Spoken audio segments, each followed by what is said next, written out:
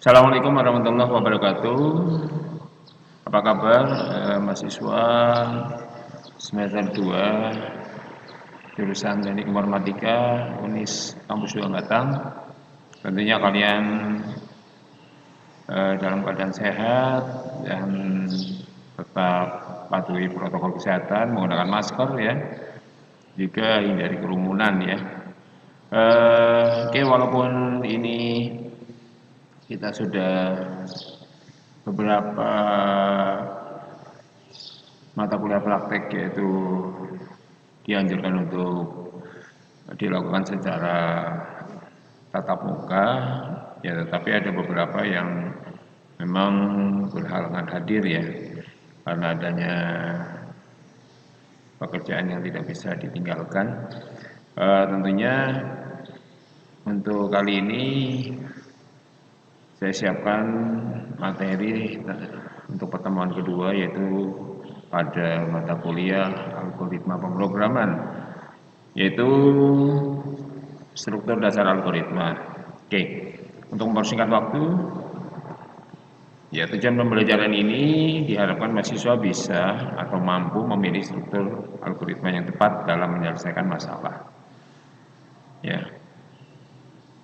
Yang kedua, mempresentasikan suatu urutan kejadian secara logis dan dapat diterapkan di semua kejadian sehari-hari. Ya. Jadi mahasiswa nantinya mampu membuat algoritma dari memilih struktur yang tepat ya untuk memecahkan suatu permasalahan.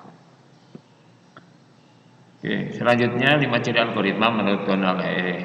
Knuth ya, bahwa yang pertama finiteness ya atau keterbatasan.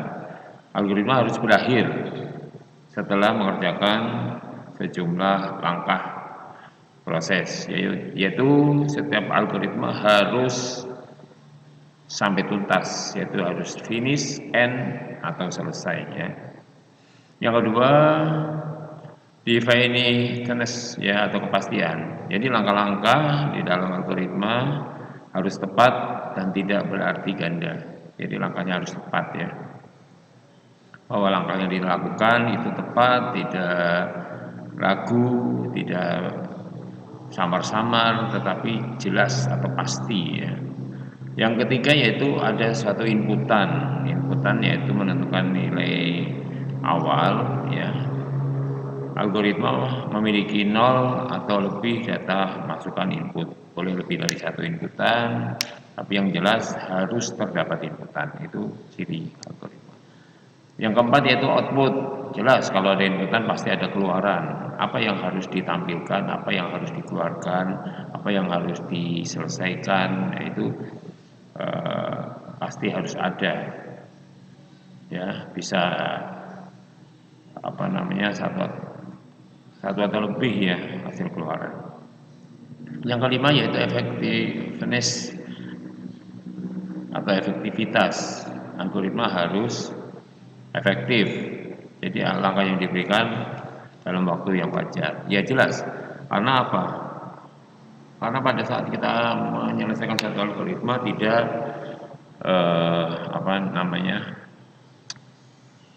tidak bertele-tele ya, yaitu jelas, singkat, pasti, padat ya, dan waktunya juga wajar, tidak lama ya, nanti memakan memori sebagaimana yang telah kita pelajari di pertemuan sebelumnya. Selanjutnya sifat algoritma, tadi ciri, sekarang sifat ada 4. Tidak menggunakan simbol atau sintak dari suatu bahasa pemrograman tertentu ya. Di dalam algoritma tidak boleh menggunakan sintak-sintak di dalam bahasa pemrograman. Jadi algoritma tidak mengenal sintak. Jadi jika kita ingin membuat suatu rumus luas sama dengan P kali R kali R, itu tidak ditulis rumusnya, tetapi menggunakan kalimat. Yaitu kemarin kalau nggak salah hitung luas dengan cara mengkalikan jari-jari atau R dengan jari-jari atau R dan dikalikan dengan pi. Nah, seperti itu. Jadi bukan berbentuk luas sama dengan R kali Itu bukan. Jadi dalam algoritma harus berbentuk kalimat, bukan sintak. Jadi seperti itu. Yang kedua, tidak tergantung pada suatu bahasa pemrograman tertentu. Jelas, algoritma itu tidak tergantung bahasa pemrograman tertentu. Yang ketiga, notasi-notasinya dapat digunakan untuk seluruh bahasa manapun. Ya, notasi itu ada beberapa notasi, nanti akan kita pelajari di pertemuan selanjutnya. Psikode, ada lagi flowchart dan sebagainya. Itu notasi di dalam algoritma. Selanjutnya, algoritma dapat digunakan untuk mempresentasikan suatu urutan kejadian, ya, secara logis dan dapat diterapkan semua kejadian sehari-hari. Jelas ya, itu ya. Ya, sekarang kita masuk ke struktur dasar algoritma. Itu di bahasa pemrograman manapun, struktur algoritmanya ada 3. Yang pertama adalah runtunan, yang kedua pemilihan, dan ketiga pengulangan. Runtunan apa? Ya, nanti akan kita pelajari dari kata runtun, ya, yaitu berurutan, ya, sequence, ya. Runtun, ya. Yang ketiga yaitu pemilihan atau selection, ya. Jadi adanya suatu percabangan, kondisi dan sebagainya. Yang ketiga pengulangan atau repetition. Itu adanya suatu looping, adanya suatu kegiatan yang dilakukan secara berulang. Oke, kita lihat runtunan sequence. Sebuah runtunan terdiri dari 1 atau lebih instruksi.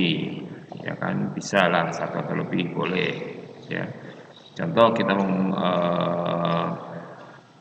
inputan yaitu R, katakanlah jari-jari, tetapi di situ ada yang kita menghitung luas, menghitung keliling, lingkaran dan sebagainya. Itu boleh lebih dari 1 instruksi. Tiap instruksi dikerjakan secara berurutan. Nah, secara berurutan sesuai dengan urutan penulisan. Jadi dari atas ke bawah selesai. Nah, itu runtunan. Sebuah instruksi dilaksanakan setelah instruksi sebelumnya selesai dikerjakan. Ya, maksudnya ini bahasanya agak rumit ya, tetapi saya jelaskan bahwa di sini bahwa instruksi akan dilaksanakan setelahnya jika instruksi sebelumnya telah selesai. Jadi contoh dari 4 ke 5 kita menyelesaikan 4 dulu, 4 selesai baru ke 5. Itu runtun, ya, dari atas ke bawah. Contoh ini, perhatikan operasi aritmetika berikut. 4 tambah 3 kali 7 itu hasil 49. Tetapi beda jika kita 4 tambah 3 kali 7 itu 25. Kalau ini 12 kali 7 49 ya. Kalau ini 21 kali tambah 4 25. Ya, jadi mana dulu yang akan dikerjakan? Paham ya? Jadi itu yang akan dilakukan oleh algoritma runtunan. Berarti jika yang seperti ini ditambahkan dulu, baru dikali 7. Ini berarti kali dulu, karena ada kurung. Seperti itu. Yang kedua, contohnya ya. Contohnya yaitu ini tadi ya, tentang jari-jari ya. Menentukan ini jari tentang luas lingkaran. Menentukan nilai jari-jari R lingkaran, menentukan nilai P, menghitung luas lingkaran dengan cara mengkalikan R dengan R lalu dikalikan dengan P. Nah, seperti itu. Kata-katanya seperti ini. Sesuai dengan cirinya ya. Ciri atau sifat tadi. Nah, sifat ya, tidak menggunakan simbol atau sintak ya. Ini tadi tidak menggunakan simbol, tapi semuanya murni kalimat. Maka luas lingkaran ditemukan selesai. Ada selesai ya. Selanjutnya yang ini contoh, akan saya berikan contohnya. Saya buatkan program. Jadi masukkan jari-jari lingkaran. Dimasukkan katakanlah 100. Wah, lingkaran dengan jari-jari 100 memiliki luas lingkaran 314 ya, 31400. Jelas B kali R kali R. 3,14 kali 100 kali 100. Hasilnya 31400. Gitu ya. Oke, next. Sekarang pemilihan. Pemilihan yaitu instruksi yang dikerjakan dengan kondisi tertentu. Jadi ada suatu kondisi ciri khasnya.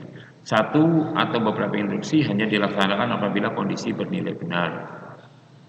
Ya, nanti saya contohkan bahwa pemilihan atau selection ini ciri khas struktur dasar algoritmanya bahwa dia ada suatu percabangan atau suatu pemilihan kondisi. Contoh yang kemarin kita pelajari yaitu jika minimal 18 tahun maka boleh menonton bioskop. Ya, jadi jika usia lebih besar sama dengan 18 maka statusnya boleh nonton bioskop. Itu contohnya. Kalau tidak, maka apabila salah, maka instruksi tidak akan dilaksanakan. Ya, jadi semuanya itu tergantung inputnya. Kalau inputnya usia sama dengan 20, apakah usia lebih dari sama dengan 18? Ya, yang dikerjakan nonton. Begitu sebaliknya, jika usia 17, apakah usia lebih dari sama dengan 18? Tidak. Nah, ya, maka dia akan melaksanakan sesuai dengan yang nilainya sesuai inputannya. Oke. Contoh kasus pemilihan, nah ini menentukan bilangan genap atau ganjil. Genap, masukkan bilangan, boleh, betul. Masukkan bilangan dengan angka 2. Bagi bilangan angka 2, simpan nilai sisa. Simpan nilai sisa bagi ke dalam variabel sisa. Nah, kemarin itu ya. Jika sisa sama dengan 0, maka ke angka 4. 4 itu berarti genap. Sisa bagi 6 dibagi 2 sama dengan 3. Sisa baginya 0, maka genap. 0 dibagi 6 dibagi 7 dibagi 2, 3. Sisa baginya 1, maka dia bilangan ganjil. Oke ya. Contoh.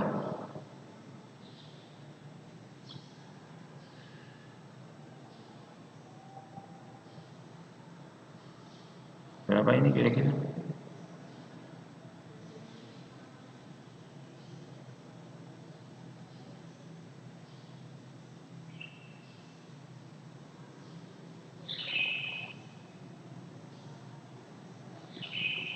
Ganjil ya.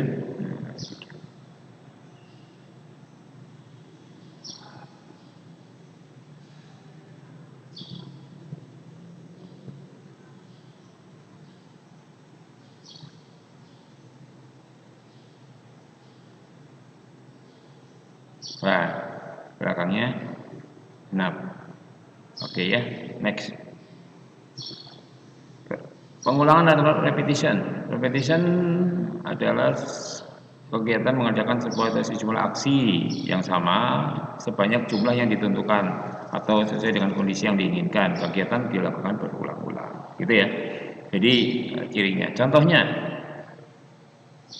menampilkan huruf sebanyak n kali ke layar sebagai berikut. Hurufnya apa, gitu kan? Deklarasikan nilai variabel huruf untuk menyimpan karakter yang akan ditampilkan. Deklarasikan n untuk menyimpan banyaknya pengulangan. Jadi pertama masukkan, ya kebalik juga nggak apa-apa ya, n dulu, terus hurufnya, setelah itu masukkan ke variabel counter, ya kan, deklarasikan variabel counternya ya, yaitu untuk menambah 1 ya. Masukkan sebuah karakter atau simpan ke dalam variabel huruf ya. Jadi masukkan katakanlah A ke dalam, simpan ke dalam variabel huruf. Selanjutnya simpan ke dalam banyaknya pengulangan, simpan ke variabel n. Counter sama dengan 0, ya kan, tampilkan huruf layar. Oke, contohnya ini.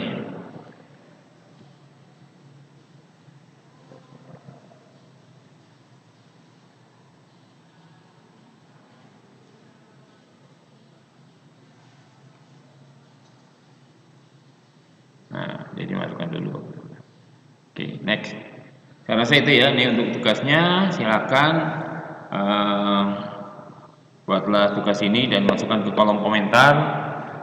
Tentunya NIM, nama, dan masukkan ke kolom komentar untuk tugas tersebut.